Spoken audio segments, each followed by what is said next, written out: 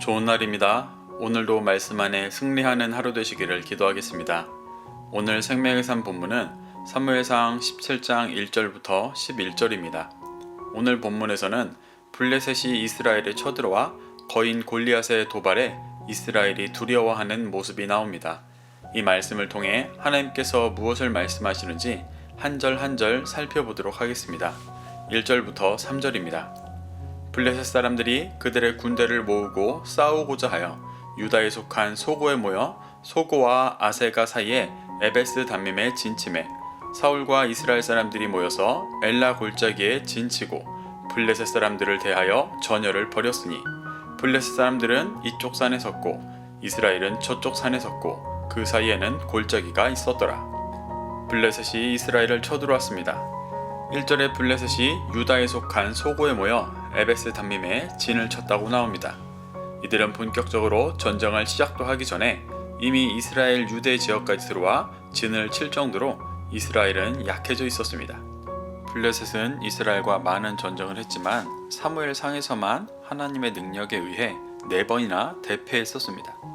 처음 전쟁에서는 전쟁은 이겼지만 언약궤로 인해 다곤이 무너지고 블레셋 본토에 종기가 퍼지는 등 큰 손해를 봤었고, 두 번째는 사무엘이 번제할 때 쳐들어왔다가 우레와 함께 역사하시는 하나님의 능력에 대패했었습니다. 세 번째는 요나단의 믿음으로 하나님께서 역사하셔서 대패했었습니다. 이렇게 3번이나 하나님의 능력 앞에 쓴맛을 보았는데 그들은 다시 이스라엘에 쳐들어왔습니다. 블레셋이 다시 쳐들어올 수 있었던 이유는 현실적인 여러 이유가 있었겠지만 가장 큰 이유는 더 이상 두려워해야 할 여호와께서 사울의 왕정 아래 있는 이스라엘에 역사하지 않으실 것이기 때문이었습니다. 블레셋은 이방, 비진리를 뜻합니다. 비진리는 진리가 없는 틈을 놓치지 않고 어둠으로 물들입니다. 그것이 블레셋이 이스라엘에 쳐들어온 본질적인 목적이었습니다. 4절부터 7절입니다. 블레셋 사람들의 진영에서 싸움을 도두는 자가 왔는데 그 이름은 골리앗이요 가드 사람이라. 그의 키는 6규빗 한 뼘이요 머리에는 노투구를 썼고 몸에는 비늘 갑옷을 입었으니 그 갑옷의 무게가 놋 5,000세겔이며 그의 다리에는 놋 각반을 쳤고 어깨 사이에는 놋 단창을 메었으니 그 창 자루는 배틀채 같고 창날은 철 600세겔이며 방패 든 자가 앞서 행하더라. 골리앗이라는 자가 블레셋을 대표하여 나왔습니다. 블레셋을 대표하는 골리앗이라는 자의 영적인 의미를 잘 파악해야 합니다. 우선 골리앗에 대해 싸움을 도두는 자라고 표현합니다. 여기서 싸움을 도두다의 원어가 베나임으로 두 군대 사이의 공간이라는 뜻입니다. 이를 의역해서 두 군대 사이에 있는 남자, 즉 군대를 대표해 상대방과 싸우기 위해 싸움을 도두는 자라고 표현한 것입니다. 하지만 이는 진리와 비진리 사이를 나누는 골리앗의 역할을 말하는 것입니다. 그는 에베소서 2장 14절에서 나온 막힌 담과 같은 존재였습니다. 이는 이방인들을 진리로 변화시켜 구원으로 인도해야 하는 제사장 나라 이스라엘을 방해하는 존재였습니다.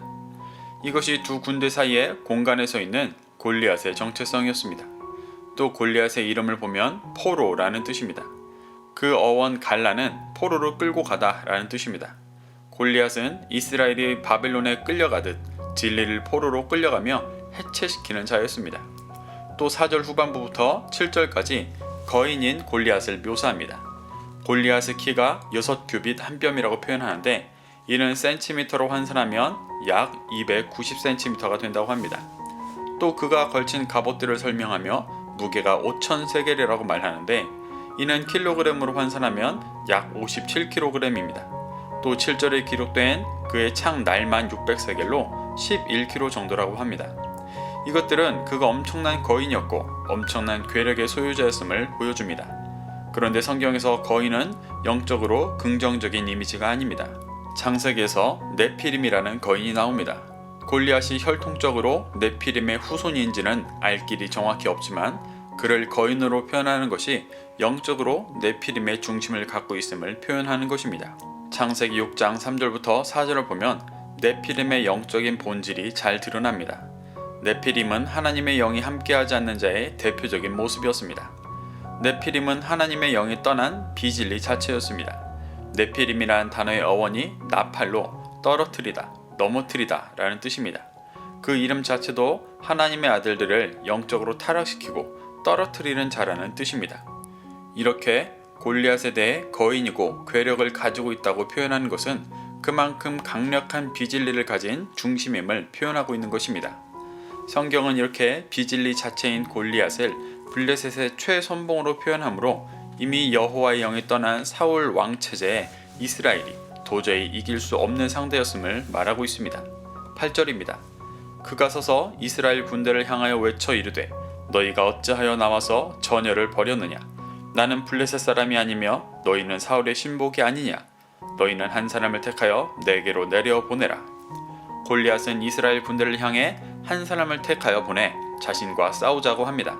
그런데 골리앗이 이스라엘 백성들을 표현할 때 사울의 신복이라고 표현합니다. 이것은 지금 비진리인 블레셋이 이스라엘에 대해 인식하는 영적인 현실이었습니다. 이스라엘이 사울의 신복이라는 것은 사울의 영적인 상태를 그대로 공유하는 나라였음을 표현하는 것입니다. 사울은 16장에서 악령에 시달리는 모습을 보여줬습니다. 이는 예수님께서 마태복음 12장 45절에서 말씀하셨던 악한 귀신이 떠난 자리에 성령 하나님께서 거하시지 않아 더 악한 귀신 7이 들어온 모습이었습니다. 강력한 비진리를 상징하는 블레셋이 이스라엘에 쳐들어온 것은 더 악한 귀신 7이 이스라엘에 쳐들어오는 것과 같은 모습이었습니다. 이스라엘은 하나님 나라의 백성이고 왕은 하나님을 대신해 그 백성을 하나님의 말씀으로 통치하고 인도하는 존재였습니다. 앞선 두 번의 전투에서 하나님의 위대하심을 경험한 블레셋은 분명 하나님께서 이스라엘의 왕 되심을 알았을 것입니다. 그런데 이스라엘에 대해 하나님의 백성이 아닌 여호와의 영이 떠난 사울의 신복이라고 표현하는 것은 이스라엘이 이미 하나님의 영이 떠나고 세속적인 왕을 따르는 다른 이방 나라와 다를 바 없는 곳임을 말하는 것입니다. 이스라엘에 하나님께서 계시지 않는다면 세상의 기준으로는 형편없이 약한 나라였습니다. 이미 사무엘상 13장 19절에 블레셋은 철기 국가였고 이스라엘은 철기를 다룰 기술이 없었다고 기록되어 있었습니다. 사울의 신복이 된 이스라엘은 사울이 악령에 시달리듯이 비진리 블레셋에 시달릴 수밖에 없는 영적인 상태였습니다. 9절입니다. 그가 나와 싸워서 나를 죽이면 우리가 너희의 종이 되겠고 만일 내가 이겨 그를 죽이면 너희가 우리의 종이 되어 우리를 섬길 것이니라. 블레셋의 목적은 이스라엘을 비진리로 무너뜨려 종으로 삼는 것이었습니다. 이것이 비진리의 목적입니다. 골리앗은 마치 자신들이 지면 이스라엘이 종이 되고 자신들이 이기면 이스라엘이 종이 되어야 한다고 공정한 듯이 말하지만 이는 다 거짓이었습니다. 실제로 이 전쟁에서 다윗의 활약으로 이스라엘에게 졌지만 그들은 이스라엘의 종이 되지 않았었습니다. 다윗이 왕이 되어 강성할 때에 이스라엘의 종이 되는 듯 했지만 훗날 국력이 약해지자 다시 그 영향에서 벗어나 이스라엘을 계속해서 괴롭혔습니다.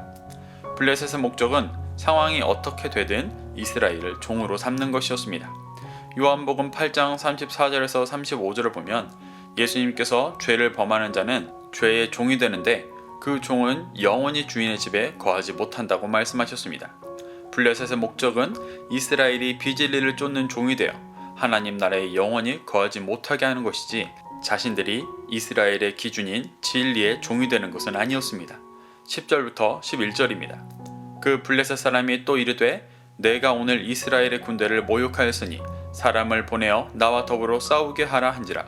사울과 온 이스라엘이 블레셋 사람의 이 말을 듣고 놀라 크게 두려워하니라. 골리앗은 다시 한번 이스라엘 군대를 모욕하며 자신과 싸우자고 말합니다. 이스라엘 군대를 모욕했다는 것은 앞서 이스라엘을 사울의 신복으로 격하시켰던 것을 말합니다. 골리앗은 이스라엘에 더 이상 하나님의 영광이 없고 비진리로 완전히 넘어뜨릴 수 있다고 확신하고 있었습니다.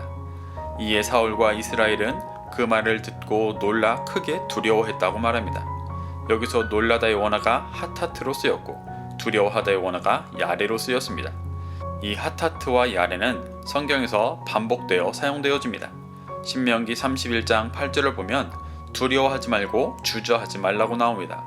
여기서 두려워와 주저하는 것이 야레와 하타트입니다. 그런데 두려워하지 말고 주저하지 말아야 하는 이유가 여호와께서 내 앞에 가시고 너를 떠나지 아니하시고 버리지 아니하셨기 때문이라고 말합니다. 성경은 이러한 표현을 여러 곳에서 반복해서 말합니다. 그런데 사울과 이스라엘이 놀라고 두려워했다는 것은 하나님께서 이스라엘 앞에 가지 않으시고 떠나셨고 버리신 것을 뜻하는 것입니다. 이것이 블레셋 앞에 드러난 사울과 이스라엘의 영적인 현실이었습니다. 이것이 세속적인 왕을 구했고 사울이 그런 세속적인 왕이 되었을 때 맞이했던 이스라엘의 결과였습니다. 제사장 나라로서 빛이 되기는커녕 비진리에게 먹혀 깊은 어둠이 될 수 있는 상황이었습니다. 사랑하는 성도 여러분, 하나님은 이처럼 세속의 왕을 구하여 제사장 나라의 비전을 저버린 이스라엘 백성에게 블레셋이라는 비진리에 넘어질 수 있는 환란을 주십니다. 그런데 이때 이스라엘에는 다윗이라는 한 줄기의 빛이 등장합니다. 16장에서 악령에 들린 사울을 회복시켰듯이 다윗은 이스라엘의 빛이 되어 골리앗을 물리치고 이스라엘을 회복의 길로 인도합니다. 저는 하나님께서 저와 우리를 비진리로 뒤덮이고 있는 이 땅에 다윗과 같은 빛으로 부르셨다고 확신합니다. 이 말씀을 믿어 삶 속에서 다윗과 같이 빛이 되어지기를 구하게 되시기를 바랍니다. 오늘도 이 말씀을 심령에 새겨 승리하는 하루 되시기를 기도하겠습니다.